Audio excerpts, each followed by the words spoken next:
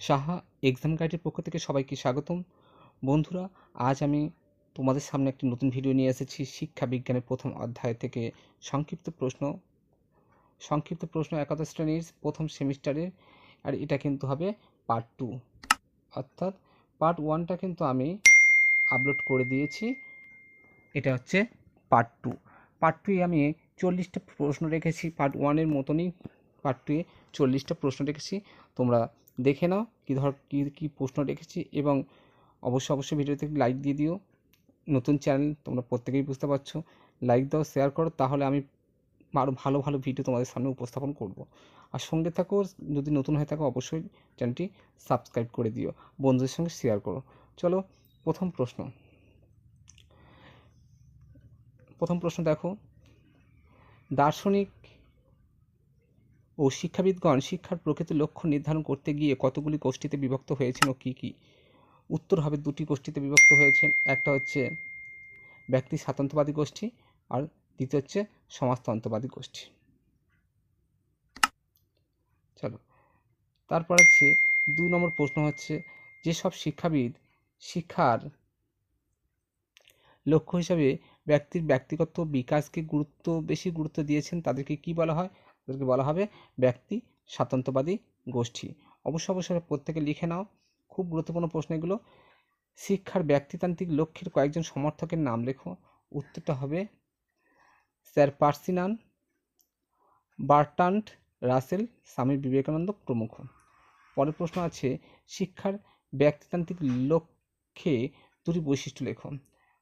2টো বৈশিষ্ট্য, এখানে অনেকগুলো বৈশিষ্ট্য, আমি 3খানা বৈশিষ্ট্য দিয়েছি। দেখো, এখন নিরূপণের কিন্তু এখানে হচ্ছে, এটা উত্তর হবে কেন্দ্রবিন্দু। এখানে একটু ভুল আছে একটু, হ্যাঁ। অর্থাৎ শিক্ষার কেন্দ্রবিন্দু কে থাকবে? ব্যক্তি থাকবে। এই শিক্ষার ব্যক্তিতান্ত্রিক লক্ষ্যের কেন্দ্রবিন্দু থাকবে ব্যক্তি। এখানে প্রিন্টিং মিস্টেক আছে, ঠিক করে নেবে। ব্যক্তি থাকবে। 2 নম্বর হচ্ছে শিক্ষার মধ্য দিয়ে ব্যক্তির চাহিদা পূরণ করা আর ব্যক্তিগত পার্থক্যকে গুরুত্ব দেওয়া। তারপরে দেখো, এখানে যেটা দেওয়া আছে সেটা হচ্ছে যেসব শিক্ষাবিদ শিক্ষার লক্ষ্য হিসাবে সামাজিক দিকের প্রতি বেশি গুরুত্ব দিয়েছেন তাদেরকে কি বলা হয়? তাদেরকে বলা হয় সমাজতন্ত্রবাদী। পরবর্তী প্রশ্ন, কার বাইরে ব্যক্তির পৃথক কোনো অস্তিত্ব নেই? উত্তরটা হবে সমাজের বাইরে। তারপরে 7 নম্বর, শিক্ষার সমাজতান্ত্রিক লক্ষ্যে 2টি বৈশিষ্ট্য। প্রথম বৈশিষ্ট্য হচ্ছে সমাজকে বাদ দিয়ে ব্যক্তির পৃথক কোনো অস্তিত্ব নেই, তাই সমাজের লক্ষ্য ও ব্যক্তির লক্ষ্য এক হবে। 2 নম্বর হচ্ছে সমাজের কল্যাণ হলে ব্যক্তির কল্যাণ হবে, সমাজই ব্যক্তিকে নিরাপদ দিতে পারে। চলো, এবার হচ্ছে ব্যক্তি ও সমাজের মধ্যে সম্পর্ক কি? ব্যক্তি ও সমাজ পরস্পরের পরিপূরক, একে অন্যের উপর একান্তভাবে নির্ভরশীল। এটা হচ্ছে ব্যক্তি ও সমাজের সম্পর্ক। 9 নম্বর প্রশ্ন হচ্ছে, সমাজের সংস্কৃতি ও ঐতিহ্যের ধারক ও বাহক কি? উত্তর হবে মূল্যবোধ। সমাজের দায়িত্ব ও গতিশীলতা বজায় রাখে কে? উত্তরটা হয়ে যাবে মূল্যবোধ। সাধারণভাবে মূল্যবোধ বলতে কি বোঝায়? উত্তরটা হবে মানুষের শিক্ষা দীক্ষার ফলশ্রুতির মাপকাঠিকে বলা হয় সাধারণ মূল্যবোধ। পরবর্তী প্রশ্ন আছে, কত সালে এবং কত নম্বর সংবিধান সংশোধনের মাধ্যমে প্রস্তাবনায় সমাজতান্ত্রিক ধর্মনিরপেক্ষ আদর্শ 2টি যুক্ত হয়েছে? উত্তর হবে 1976 সালে 42তম সংবিধান সংশোধনের দ্বারা। পরবর্তী প্রশ্ন হবে, ভারতীয় সংবিধানের প্রস্তাবনায় ভারতকে কী বলে ঘোষণা করা হয়েছে? উত্তরটা হবে সার্বভৌম, সমাজতান্ত্রিক, ধর্মনিরপেক্ষ, গণতান্ত্রিক, প্রজাতন্ত্র বলে ঘোষণা করা হয়েছে।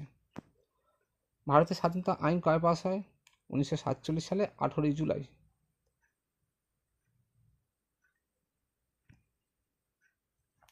কবে ভারত ও পাকিস্তানের মধ্যে দুটি আলাদা রাষ্ট্র হিসেবে স্বীকৃতি লাভ করে? 1947 সালে 14 আগস্ট।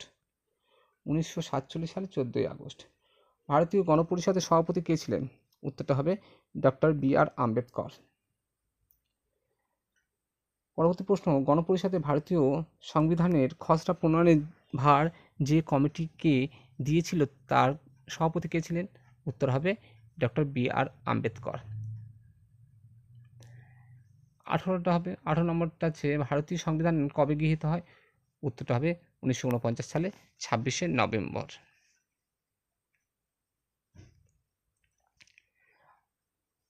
তারপরে দেখো ভারতীয় সংবিধান কবে কার্যকর হয়?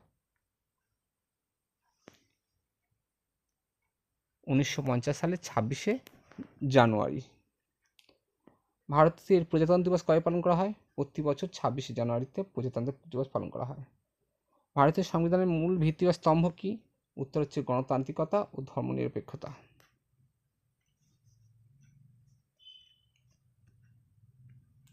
ভারতীয় সংবিধানের কত নম্বর ধারায় সমস্ত নাগরিকের নিজ নিজ ধর্মের অনুশীলন ও প্রচারের অধিকার দেওয়া হয়েছে? উত্তরটা হবে 25-এর এই নম্বর ধারায়। ভারতীয় সংবিধানের কত নম্বর ধারায় বলা হয়েছে সরকারি বা সরকার অনুমোদিত প্রতিষ্ঠানে ভার বিদ্যালয়ে নির্দিষ্ট কোন ধর্মীয় প্রতিষ্ঠানে বিদ্যালয়ে নির্দিষ্ট কোনো ধর্মীয় শিক্ষাদান করা যাবে না? এটা কত নম্বর ধারা বলা হয়েছে?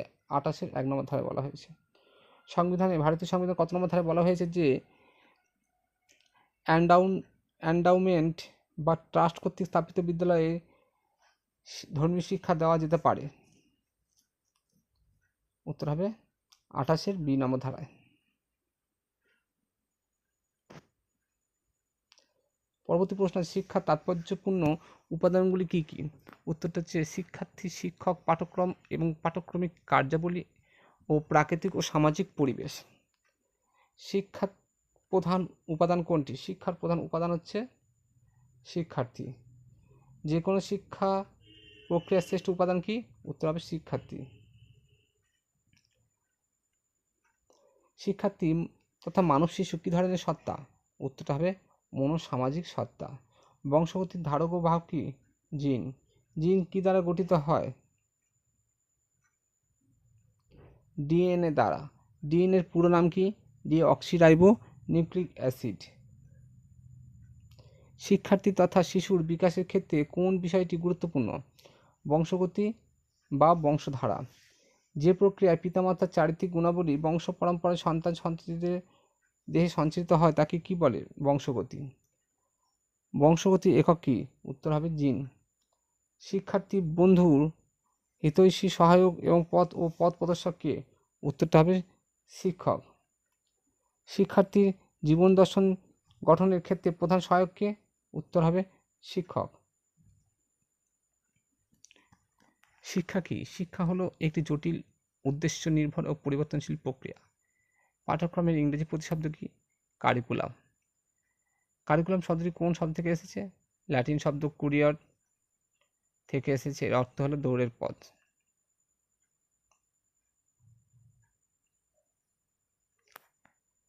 পাঠ্যক্রমের ইংরেজি প্রতিশব্দ হচ্ছে কারিকুলাম। কারিকুলাম শব্দটি কোন শব্দ থেকে এসেছে? এর অর্থ কি? ল্যাটিন শব্দ কুরিয়ার থেকে এসেছে। এর অর্থ হচ্ছে দৌড়ের পথ বা দৌড়ের পথ। পাঠ্যক্রমের ব্যুৎপত্তিগত অর্থ কি? পাঠ্যক্রমের ব্যুৎপত্তিগত অর্থ হচ্ছে বিশেষ লক্ষ্যে পৌঁছানোর জন্য দৌড়। শিক্ষার্থী যা কিছু শেখে তাই পাঠ্যক্রম মাতৃকার মনোবিদ হর্নের। পাঠ্যক্রম শিক্ষার লক্ষ্য নয়, লক্ষ্যে পৌঁছানোর পথ, একথা কে বলেছেন? মনোবিদ ব্রুবেচার। পাঠ্যক্রম বাস্তব জীবনের প্রতিফলন ঘটায়, কে বলেছেন? মনোবিদ কিলপ্যাট্রিক। পাঠ্যক্রম হলেও মানবজাতির সামগ্রিক জ্ঞান ও অভিজ্ঞতার সুসমন্বিত রূপ মাতৃকার, শিক্ষাবিদ ফ্রাইবেল। পাঠ্যক্রমের কয় প্রকার কি কি? পাঠ্যক্রম 2 প্রকার, গতানুগতিক পাঠ্যক্রম, আধুনিক পাঠ্যক্রম। আধুনিক পাঠ্যক্রমের বৈশিষ্ট্য লেখো। অভিজ্ঞ ব্যক্তি ও প্রতিষ্ঠানের দ্বারা নির্ধারিত আধুনিক পাঠ্যক্রম। আধুনিক পাঠ্যক্রমে পূর্ব নির্ধারিত, পরিবর্তনযোগ্য ও পরিবর্তনশীল, শিক্ষার্থীর সার্বিক বিকাশে সহায়তা করে, আর লক্ষ্য বা উদ্দেশ্য নির্ভর। এই 5টা বৈশিষ্ট্য। তারপরে দেখো পাঠ্যক্রম রচনা আর নীতিকে কয়টি শ্রেণীতে ভাগ করা হয়েছে কি কি?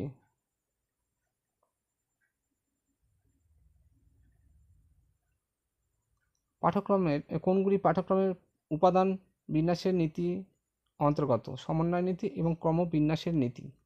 কোনগুলি পাঠ্যক্রমের প্রয়োগগত নীতির অন্তর্গত? কর্মকেন্দ্রিক নীতি ও নমনীয়তার নীতি। প্রাচীন শিক্ষা ব্যবস্থার শিক্ষার মূল লক্ষ্য কী ছিল? উত্তর হবে আত্মোপলব্ধি। এই ছিল মোট 50টি প্রশ্ন।